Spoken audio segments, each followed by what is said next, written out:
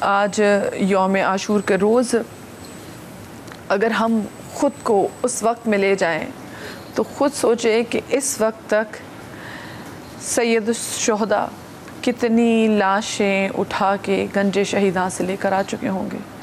اس وقت دماغ تو سوچتا ہے کہ اس وقت وہاں پہ کیا ہو رہا ہوگا. جو یہ وقت تھا، یہ پہر وہاں پہ کتنا مشکل تھا. جو صبح کا حملہ ہوا تھا عمر سعد کی فوج کی طرف سے، تو تیر برسائے گئے ایک ساتھ. 50 جانثاران ابا عبداللہ علیہ السلام تو حملہ اولا ہی میں شہید ہو گئے.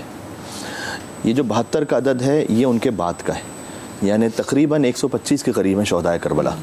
تو 72 وہ تھے کہ جو ایک کے بعد ایک مقتل میں گئے، پھر جن میں ننھے علی اصغر بھی شامل ہیں. تو اگر آپ اس وقت کو دیکھیں، ایک کیلنڈرسٹ ہیں، کافی ان کی ریسرچ ہے کہ عاشور کا دن 10 محرم الحرام 61 ہجری، اس دن انگلش کیلنڈر سے کیا ڈیٹ تھی، اور اس مطابق پھر فجر کا وقت کتنے بجے تھا، ظہر کا وقت کتنے بجے تھا. تقریباً کہا جاتا ہے کہ فجر کا وقت اس دن تھا 5:47 پر، اور ظہر کا وقت تھا تقریباً 12:50 پر. یہ جو وقت ہے جس میں ہم اس وقت گفتگو کر رہے ہیں، یہ تقریباً وہ وقت ہے کہ جب حر چلے لشکر یزید سے اب عبداللہ علیہ السلام کی طرف. اور واقعاً کیا نام ہے حر؟ آزاد. وہ کہ جسے امام حسین نے غلامی سے آزاد کر دیا. دوزخ سے جب آزاد کیا حر کو خدا نے، کھلوا دیے فردوس کے در عقدہ کشا نے. زانوں پہ سر رکھا سر جو امام دو سرا نے، اعلیٰ کیا ادنا کو بزرگوں کی دعا نے. اعلیٰ کیا ادنا کو بزرگوں کی دعا نے، سب جس کے طلبگار تھے جنت میں وہ در تھا. حوران جنا گرد تھیں اور بیچ میں حر تھا. انیس رحمۃ اللہ علیہ کا یہ شاہکار ہے. اور وہ گویا امام حسین علیہ السلام نے لمحوں میں وہ کہ جو اب تک تھا لعن اللہ امتن قتلت کا ولعن اللہ امتن ظلمت کا ولعن اللہ امتن سمعت بذلک فرضیت، ان جملوں میں تھا کہ خدا لعنت کرے ان پر کہ جنہوں نے امام حسین علیہ السلام کو قتل کیا ہے، جنہوں نے ظلم کیا ہے، جنہوں نے سنا اور اس پر راضی رہے. وہ اب آ گئے حر چند لمحوں میں ان فکروں میں کہ السلام علیکم یا اولیاء اللہ و احباء، السلام علیکم یا اصفیاء اللہ و اوداء، السلام علیکم یا انصار دین اللہ، السلام علیکم یا انصار رسول اللہ، السلام علیکم یا انصار امیر المومنین، السلام علیکم یا انصار فاطمہ الزہرا سیدۃ النساء العالمین. اب حر ان فکروں میں آ گئے کہ سلام ان پر کہ جنہوں نے اپنی جانوں کا نذرانہ پیش کیا. رسول اللہ کے مددگاروں پر سلام، علی مرتضیٰ کے مددگاروں پر سلام، بنت رسول فاطمہ الزہرا سلام اللہ کے انصار پر سلام، حسن و حسین کے جانثاروں پر سلام. تو حر یہ وہ وقت ہے کہ اب اصحاب امام حسین علیہ السلام کی قربانیاں ہیں، کیونکہ اصحاب نے یہ کہا تھا کہ جب تک ہم ہیں تو ہم بنی ہاشم میں سے کسی کو جانے نہیں دیں گے. یہ ہم نہیں ہونے دیں گے کہ ہم اپنے سامنے کسی بنی ہاشم کو مرتا ہوا دیکھیں. لہٰذا اصحاب امام حسین علیہ السلام کی قربانی پہلے تھی. پھر جب ان کی شہادت ہو گئی تو بنی ہاشم کی قربانیوں کا، شہادتوں کا سلسلہ شروع ہوا. ظہر سے بالکل پہلے حبیب ابن مظاہر کی شہادت ہے، ظہر عاشورہ، اس لیے کہ اب جنگ ہو رہی ہے اور ابو ثمامہ سیداوی آتے ہیں. یہ امام حسین علیہ السلام کے ایک اور صحابی ہیں، ان کا بیان کم ہوتا ہے لیکن یہ بڑے عظیم الشان صحابی. کیوں؟ وجہ بتاتا ہوں، اس میں بڑا درس ہے. وہ آ کے کہتے ہیں کہ اے نواسہ رسول، اب ہم چند لمحوں میں مار دیے جائیں گے، تو میرا جی چاہ رہا ہے کہ میں ایک زندگی کی اور آخری نماز آپ کے پیچھے پڑھتا ہوا جاؤں، میں نماز آپ کے پیچھے پڑھ لوں، ایک نماز اور پڑھ لوں آپ کے پیچھے. امام نے کہا جعلک اللہ من المصلین، اللہ تجھے نماز پڑھنے والوں میں شمار کرے. اور اس کے بعد امام نے کہا کہ ہم صفے لگائیں گے اور نماز پڑھیں گے. تو حبیب ابن مظاہر علیہ السلام آگے جاتے ہیں اور آ کے لشکر سے کہتے ہیں کہ نماز کا وقت ہے، جنگ روکو. تو وہاں پلٹ کر انہوں نے گستاخی کی امام حسین علیہ السلام کے لیے، نعوذ باللہ من ذالک، معاذ اللہ. فرمایا کہ جب حبیب نے مظاہر نے کہ نماز کا وقت روکو، انہوں نے یہ کہا کہ حسین کی نماز کہاں قبول ہوگی. تو حبیب نے مظاہر نے کہا کہ جو جنت کے جوانوں کا سردار ہے اس کی نماز قبول نہ ہو، وائے ہو تجھ پر، تف ہو تجھ پر. اور پھر کہا کہ آقا مجھ سے یہ گستاخی برین واشنگ بھی تھی جی، یہ برداشت نہیں ہو رہی، تو آپ مجھے اجازت دیں کہ میں جاؤں اور ان سے میں جہاد کروں اس بات پر کہ انہوں نے آپ کے ساتھ ایسی گستاخی کی. اور امام حسین علیہ السلام نے اجازت دی. تو جسٹ بیفور ظہر سے پہلے شہادت حبیب نے مظاہر کی. تو وہ تو جنگ روک نہیں رہے، وہاں سے تیر برس رہے. تو سعید ابن عبداللہ امام حسین علیہ السلام کے ایک بوڑھے صحابی ہیں، وہ آتے ہیں آگے کہتے ہیں کہ مولا میں سوچ رہا تھا صبح عاشور سے کہ میں آپ کی نصرت کیسے کروں گا، اس لیے کہ ان کے ہاتھوں میں راشا تھا، وہ تلوار بھی نہیں اٹھا پاتے تھے.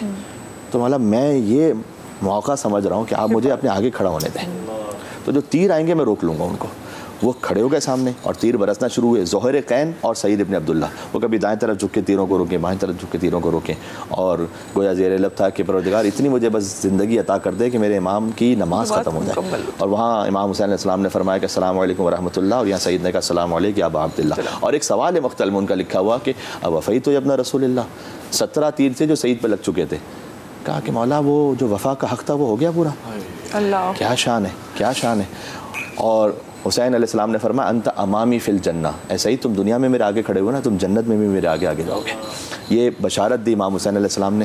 ظہر کے وقت یہ شہادتیں ہوئیں, اور ظہر کے بعد اب تقریباً 25 سے 30 وہ امام علیہ السلام کے ساتھی باقی رہ گئے تھے, جن میں سے زیادہ تر بنی ہاشم ہے. اور پھر بنی ہاشم کی قربانیوں کا سلسلہ ہے, جس میں شہزادہ علی اکبر علیہ السلام نے 18 برس کڑی الجوان کو بھیجا, ابو الفضل عباس علیہ السلام نے نہر سے پانی کے لیے بھیجا, وہاں پر شہادت ہوئی عباس کی. لیکن یہاں پر یہ بھی سوال میں آپ سے پوچھنا چاہوں گی کہ جو اسد اللہ کے اسد تھے جناب عباس دلاور, ان کو مطلب جو وہاں پہ جنگ چل رہی تھی, لوگ یہ سوچتے ہیں اور عقل بھی سوچتی ہے کہ کیوں ان کو اجازت نہ ملی جنگ کرنے کی.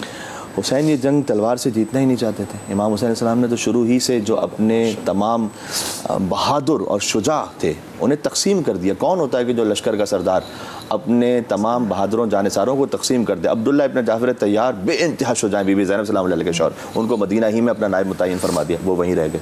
مسلم ابن عقیل جو کہ شبیہ ہے ابو الفضل عباس علیہ السلام, ان کو کوفہ بھیج دیا, وہ کوفہ چلے گئے.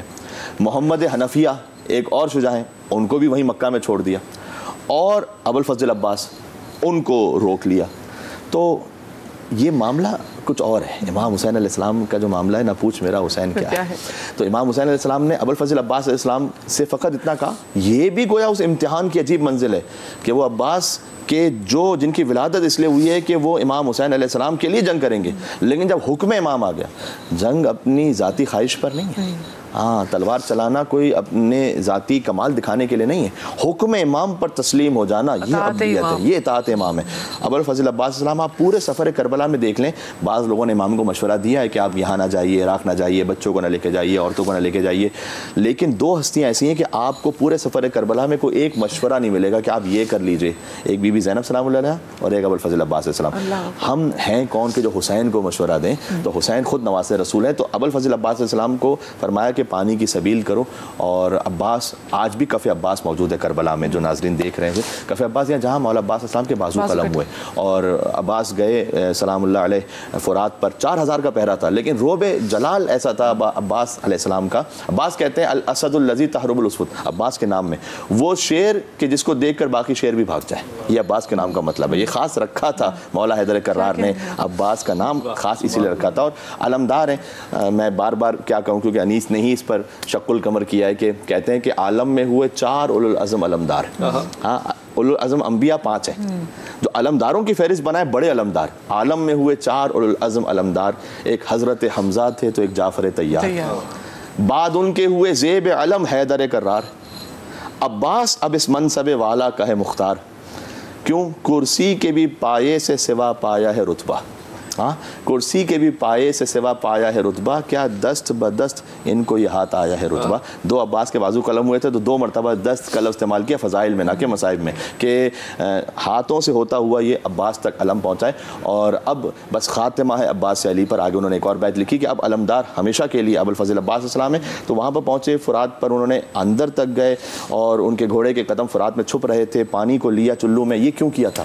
یہ غازی عباس السلام نے اس لیے کیا کہ عباس بتلانا چاہتے تھے کہ دیکھو میں کوئی جلدی میں نہیں ہوں کہ جلدی کی وجہ سے پانی نہیں پی رہا ہوں. یہ ہاتھ ہے, یہ دہن ہے, یہ پانی ہے, کسی کی جرت نہیں کہ آ کے روکے. لیکن گویا یہ خطابت میں نہیں ہے, کتاب اور مقتل میں جملہ ہے کہ ابو الفضل عباس السلام نے اس پانی کو مارا فرات. گویا پیاسے عباس نے فرات کو پانی پلایا, اور عباس پلٹے پیاسے. فذکر عطش الحسین, حسین کی پیاس تھی, سکینہ کی پیاس تھی دل میں, اور عباس واپس پلٹے. جو علم گاڑے پتھر پہ اسے کہتے ہیں سب حیدر, علم گاڑے جو پانی پہ, جو پانی پہ اسے عباس کہتے ہیں. سبحان اللہ. تو وہ جب واپس پلٹے تو ان کا دایاں بازو قلم ہوا, بایاں بازو قلم. اس میں وہ شعر پڑھ رہے تھے, عرفانی اشعار, یعنی جنگ ہو رہی ہو, تیر برس رہے ہوں, ہاتھ کٹ رہے ہوں.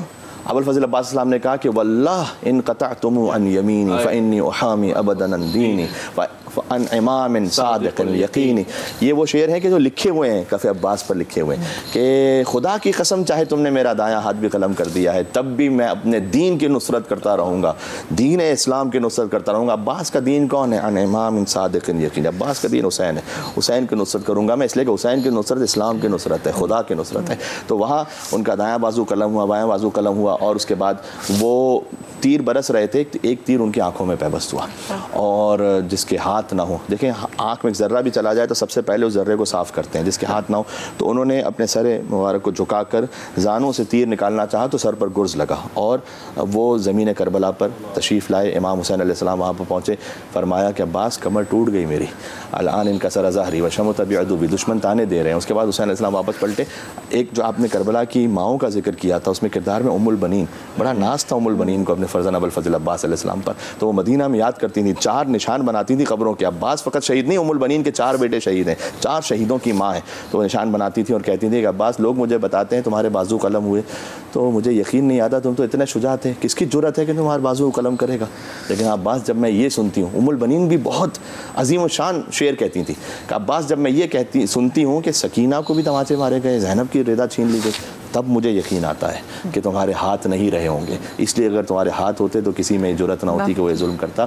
اور حسین علیہ السلام 2 لاشیں ایسے تھے, آخری جملہ اس میں کہتا ہوں, 2 لاشیں ایسے ہیں جو خیموں میں نہیں آئے, ایک عباس کا لاشا, ایک حسین کا لاشا. عباس کا لاشا اس لیے کہ وصیت فرمائی اسی وقت کہ مولا میں پانی کا کہہ کر آیا تھا بچوں سے, تو بچے منتظر ہوں گے, سکینہ سے وعدہ کر کے آیا تھا, تو میرا لاشا یہیں چھوڑ دیجیے. اس لیے الگ دفن ہے, حسین الگ مقام پر ہیں, عباس الگ مغفرات کے قریب ہیں. تو ایک لاشا عباس کا تھا جو خیموں میں نہیں آیا, ایک خود حسین کا تھا. اور جناب عباس سے کہا کہ اس سے خبردار.